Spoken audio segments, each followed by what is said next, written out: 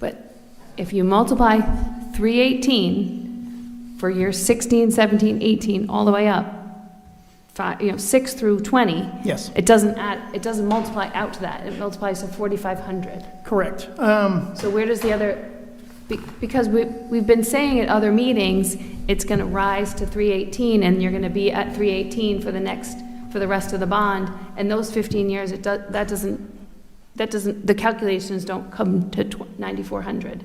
Correct, because that again, the 318 is totaling town how I've split the rate basically in this analysis by town operations, school operations, and then the debt.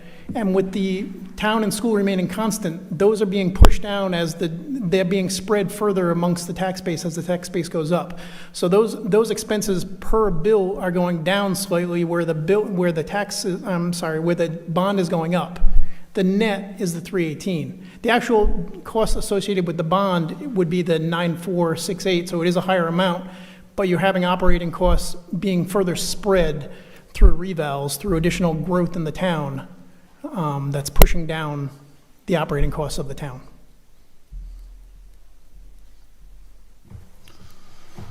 So Brian, how did you get to it? Just tell us how you quantified it. Yeah, if it helps, I don't know how it's going to show.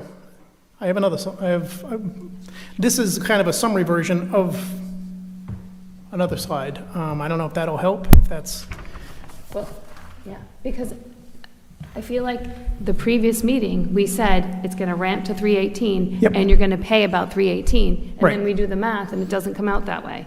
that's It's really, well, it's 475 or something like that. so under this scenario where no expenses go up, that would be the tax bill. It would be a 318 impact on the tax bill for no other expenses going up in the town. The overall cost of the bond over the 20-year, or 23 years, 3 years of the bands and 20-year amortization is the 9,468. This scenario where no other costs are increasing, you're getting a slight push down on the operating expenses as the tax base goes up, and that's where you're getting the 318, lower than what you're expecting to see.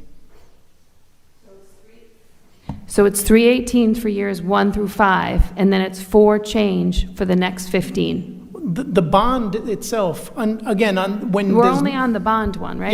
Yes, this is just bond. The bond, I'm sorry, I lost my train of thought. What was your? I took one accounting class in college, to be very honest, so I can only do the simplest calculations, but when you have 9468 and you divide it by 15, it doesn't come out to be 318. Right, and one is showing the impact on the tax base, I'm sorry, on the tax bill for these various properties. The yellow column is showing the impact on the tax bill with no additional growth. This is where your taxes would go.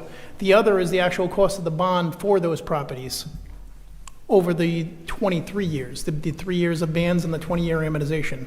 So one, again, the yellow column is being pushed down by the tax base going up. Right. I hear you. I think I understand you, but it still comes back to years 6 through 20.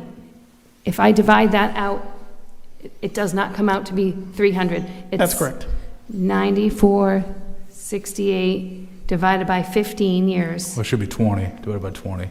So total bond term. $6,600. It's 63, it's $631. So it's so the slide is actually very confusing, and I felt like it was clearer. And so now I feel like it's twice what we posted of $300.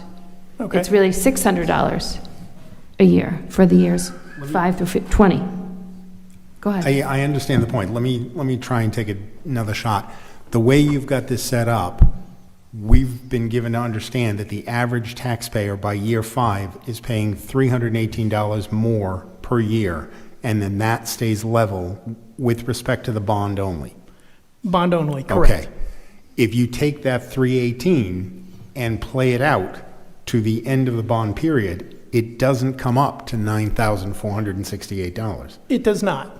Why? So that again, under this scenario where no other costs go up, one is showing the total impact on the bond, the 9,468. One is showing the impact, projected impact on the tax bill with no other costs increasing, because those other costs are being spread amongst the growing tax base.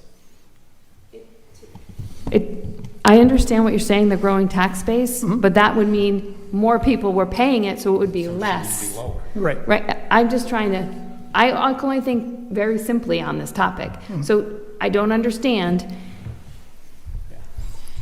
You're doing a great job of helping me. I don't, it's twice as expensive as I thought it was 2 weeks ago to the average person. Because if I'm gonna pay $9,400 over 15 years, it's $630, which is twice as much money as 318, give or take $1 or $2. So how did we get so confused in the presentation?